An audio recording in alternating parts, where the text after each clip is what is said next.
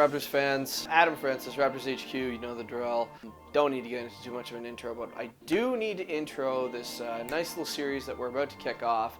This one being the first video. We're going to take a look at some of the new players that the Raptors have brought in this offseason because, as everyone knows, we have seen a lot of changes with the roster. And so we thought it would be a good idea to not just talk about them on the site. Obviously, you guys are used to sort of the analysis and the type of discussion that we bring to the table, but now we're going to take a look at it via video too. And we've started to do that more this year, and we're going to continue that trend. We're going to kick things off talking about Landry Fields today. So this will be sort of the first of the series, and what you're going to see are some clips talking about which sort of back up some of the things that I'm going to talk about. It's probably the easiest way to put it. So let's start it off talking about some of Landry Fields' strengths.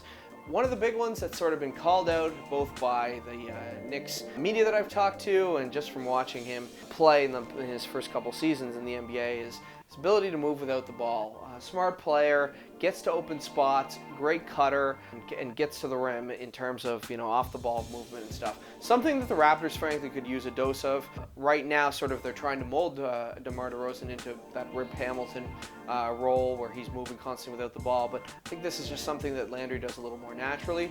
He's going to play that small forward position, it appears, at least to start the season.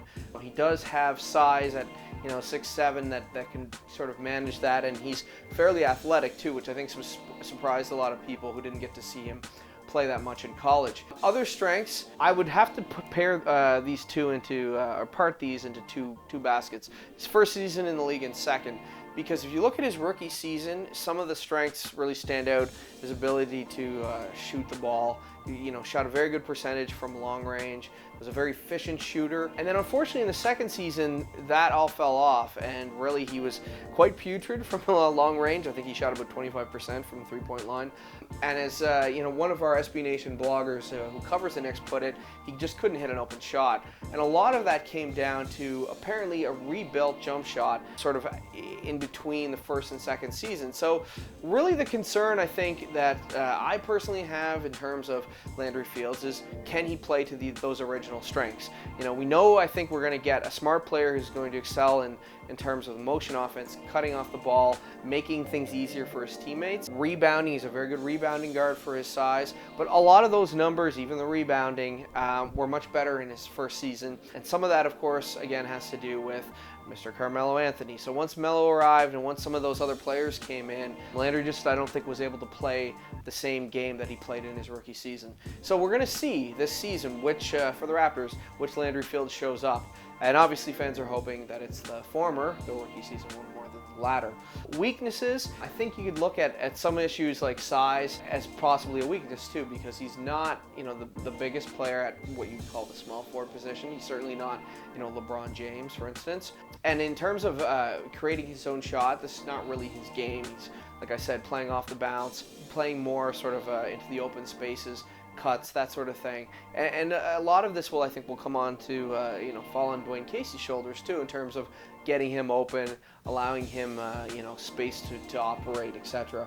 But when you look at how much of an upgrade Landry Fields will be over the predecessors, his predecessors at the three, so your James Johnson, I think at worst, and I talked about the site, I think at worst you're going to see the same impact in games, and at best you're going to see sort of a return to those rookie season metrics, and obviously an upgrade over James Johnson. James Johnson is a superior shot blocker and has more size, etc., etc. But when you look at their stats, especially that year one for Landry Fields to sort of the James Johnson career numbers, Landry Fields was a much more efficient player and sort of across the board. And when you look at the advanced metrics, he definitely provided a boost, whereas James Johnson helped, but not to the same extent. And I think what's really interesting is when you look at a stat like wins produced or some of the wins-based metrics, even with James Johnson's, if you want to call it a breakout season last year for him, Landry Fields in a tough season, frankly, and one where he didn't play that well, he still outperformed